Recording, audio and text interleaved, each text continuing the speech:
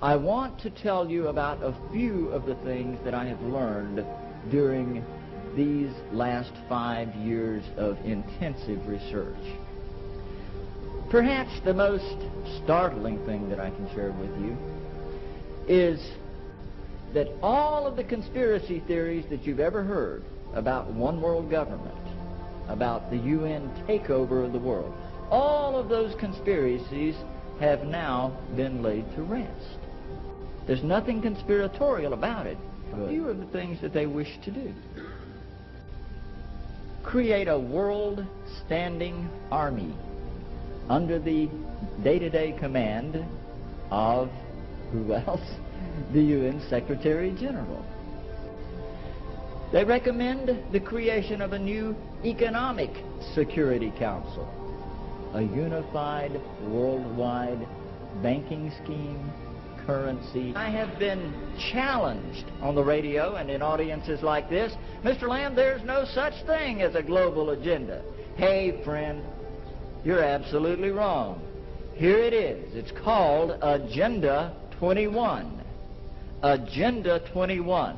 The primary document presented in Rio de Janeiro and adopted by more than 100 heads of state, including George Bush, which lays out in intricate detail all of the transformation that must take place in society in order for it to become sustainable as they define sustainability.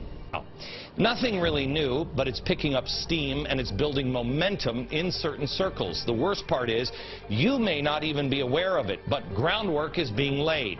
One of the main reasons for these same old tired ideas being revitalized is because those pushing globalism and government control on a global level have mastered the art of hiding it in plain sight and then just dismissing it as a joke. Their great example would be this: the United Nations Earth Summit, Agenda 21. Now, it has been adopted by more than 178 governments. I believe there's only 191 on the planet. Reading through the pages, it becomes clear sustainable development is just a really nice way of saying centralized control over all of human life on planet Earth. And living conditions will be intolerable. The droughts will be so bad there'll be no more corn growing. Not doing it is suicide. Just like dropping bombs on each other, nuclear weapons is suicide. So we've got to stop doing the two suicidal things, which are hanging on to our nuclear weapons and global. And then after that, we've got to stabilize the population. When I was born, there were what's wrong with the population? I mean, with too many people. Thank you, Laura. Rick, what does population stabilization mean, and how do you seek to enforce that? Well, we're not the epigones of Malthus, as some would have you believe, but the world population is a concern. Our concern is about American population growth and, of course, California. With 37 million people in California today, going to be 60 million people in the next 2 to 3 decades. So you have no idea. Rick, I can't. This is driving me crazy. You're driving me crazy. Our idea is have a plan, Rick. You're spouting off things from an office in California. This is my question. You're saying something very controversial here, and I hope people understand what you're saying. You think there should be fewer people in the United States? Force the borders, yes. Don't use words like population stabilization. I get very protective over people living. I appreciate it, though. You're a stand-up guy to join us. And funny man Mike Myers, like... For everyone here tonight not familiar with Agenda 21, I would suggest that this is the beginning of your learning curve, not the end. In 1992, former President of the United States, George Bush Sr. said, effective execution of Agenda 21 will require a profound reorientation of human society, unlike anything the world has ever experienced. And it must become clear that Agenda 21 is about controlling every aspect of our lives. How we eat, what we eat, how much we eat, how we move around, food production, the amount of food, and where we even live. Dixie Ray, former Washington State Governor and Assistant Secretary for Oceans and International Environmental and Scientific Affairs, stated, Agenda 21 seeks to establish a mechanism for transferring the wealth from citizens to the third world. Fear of environmental crisis would be used to create a world government and UN central direction. Participating in a UN advocated planning process would very likely bring out many of the conspiracy fixated groups and individuals in our society, and here we are. This segment of our society who fear one world government and UN invasion, through which our individual freedoms will be stripped away, would actively work to defeat any elected official who joined the conspiracy by undertaking Agenda 21. So we will call our process something else. We will call it comprehensive planning or growth management or smart growth. We ended up with sustainable development. This government has been working overtime to take away our rights to common law through many pieces of legislation. This coming year, I promise you, you will also hear debate over a number of pieces of legislation that will further erode our common law rights. And you have to get behind me on this, ladies and gentlemen, to stop this from going through. As Agenda 21 became more and more apparent to me, I began using the line in Parliament, the government was now declaring war on its own citizens. And that goes back as far as 2008. This, of course, led me to being labelled a conspiracy theorist. But here we are now, openly talking about Agenda 21 and the ramifications we will see in a short period of time if this is not stopped in its tracks. Coming up, if you don't live in a major metro area, you might want to pack your bags. Years ago, moving to the suburbs was a sign that you were making a better life for yourself and your family. But our next guest details a government report suggesting there may be a long-term plan to change all that for you. The effort to, quote, Manhattanize America. Next. Well, if you live in the suburbs, don't get too comfy. Our next guest says the Obama administration has plans to push Americans, slowly but surely, out of the burbs and into the big cities.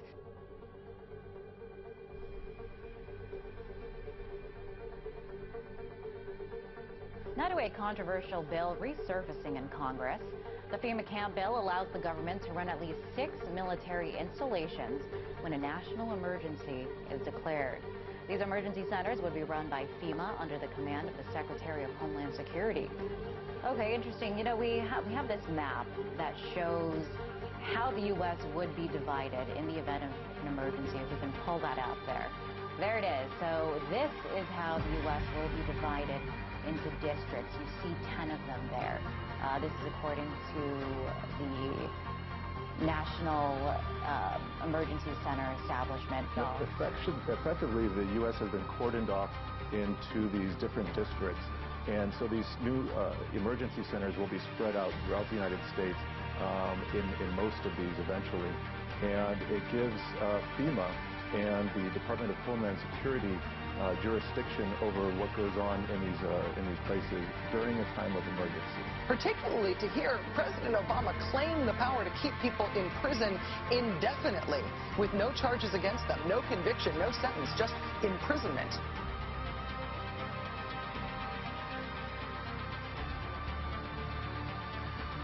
It's important to note here that this document was created in 2010. It was under the Obama administration, and it predates the NDAA of 2012, which authorized military detainment of U.S. citizens. This clearly shows a long-term agenda at work. It was created in 2010, however, it's just been recently leaked to the public via the internet. The document outlines military procedures for internment and resettlement of civilians, and it describes the layout and the administration of these internment camps. It clearly states on page 38 that it applies within U.S. territory, and it specifically addresses the detainment of U.S. citizens, as is indicated by the identification procedures for new prisoners on page 146, which states that social security numbers are to be recorded alongside their photograph and fingerprints. Included in the list of organizations which may be involved in these internment operations are the Department of Homeland Security, FEMA, the Department of Defense, and the United Nations. On page 260 it shows the basic layout for a facility focusing on detainment. It is depicted with interrogation areas, tribunal areas, and mortuaries. Each detainment facility is designed to hold 4,000 prisoners, and they are depicted with multiple levels of barbed wire separating compartments within the facilities, with a double barbed wire fence enclosing them, and watched over by 24 guard towers. Now, if there's any question whether these plans are active or just theoretical, this should be settled by the fact that the U.S. Army has been running ads for job positions in these camps since 2009, and apparently they're still hiring.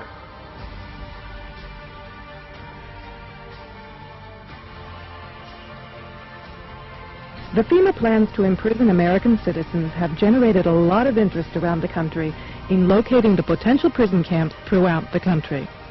These may be facilities currently being used as prisons, such as those you saw earlier, or prisons that are being built supposedly in the name of the war on drugs, or facilities that have other uses but which could be quickly used to detain large numbers of people, such as this Amtrak facility in Beech Grove, Indiana.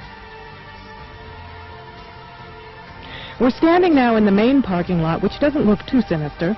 At this level, it is a very large parking lot, fenced on all sides by fence topped by barbed wire. It also has these electronically operated turnstiles.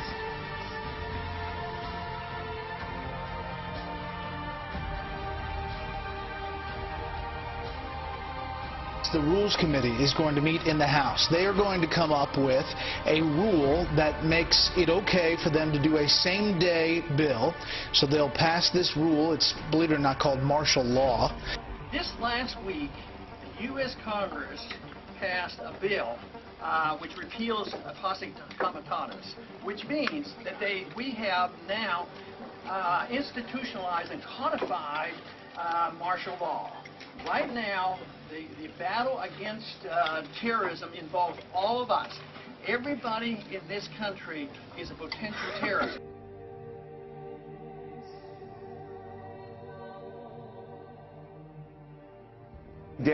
Senator Dan Inouye, who was the chairman of the Iran-Contra hearings, cut him off, said that deals with very sensitive classified information. We can't talk about it. And it was never really discussed. And there's been articles about it. And I began to learn a few months ago that this database, which some people now call Main Core, is still in existence and actually is being used by U.S. intelligence agencies as a way to keep track of Americans and also run names. Apparently it holds all kinds of information around on millions of Americans. There was an article recently also in Radar magazine where they said 8 million names are in this database. And what I've been told is that the database still exists. Of course, it was still created for martial law circumstances and in a period of absolute crisis in the United States, where there would be sort of military government in place in different parts of the country.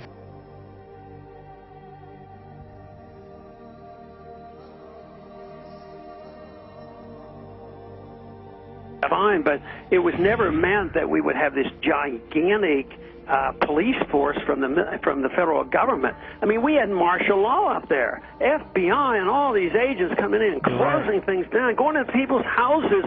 It's criminal that that people tolerated this so much, that we tolerated this martial law and total acceptance that they can come into our houses and we can't even go out of the house.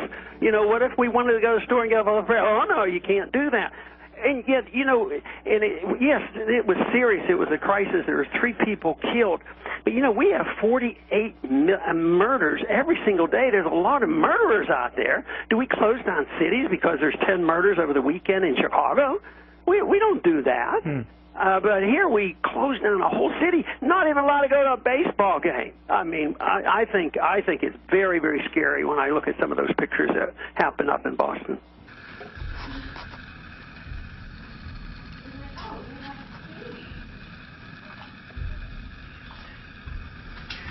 Yeah, this is our garage right now. What the hell?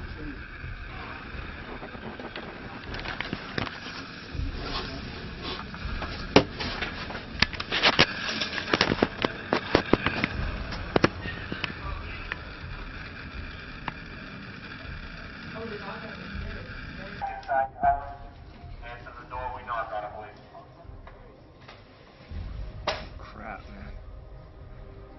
Wow. They're like...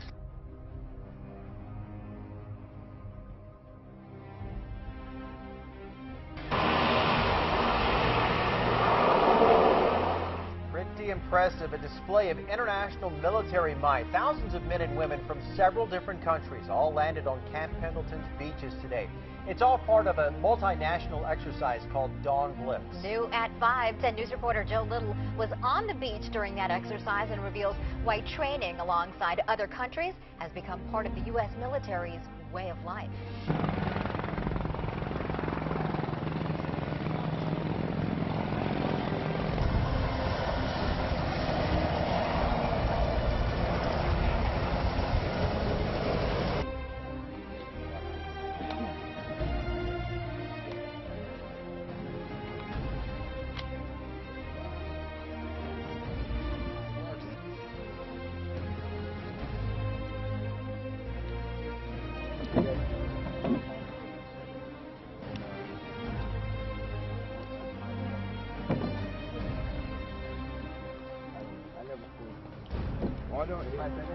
That's what it was.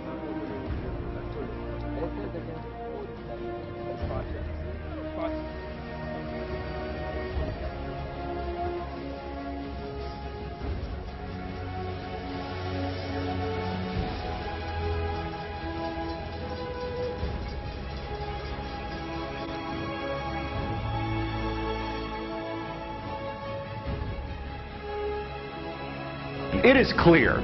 It is abundantly clear the war is on the horizon.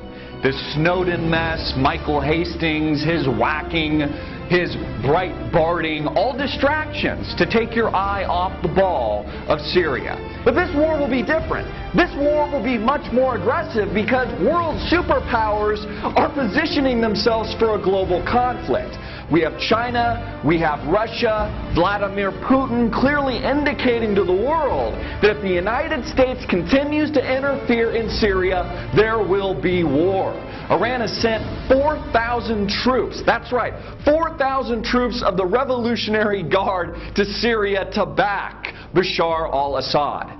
Now, of course, this is about oil, of course, this is about natural resources, but that is just touching the surface. This is about the economic collapse that is threatened and is threatening the United States as I deliver this video. These 0% interest rates, $17 trillion national debt and growing is unsustainable. And it's exactly why the United States now has to thrust itself in this part of the world. Blur the lines between what reality is and what's not, so that you can't see and the American people take their eye off the ball of the real truth.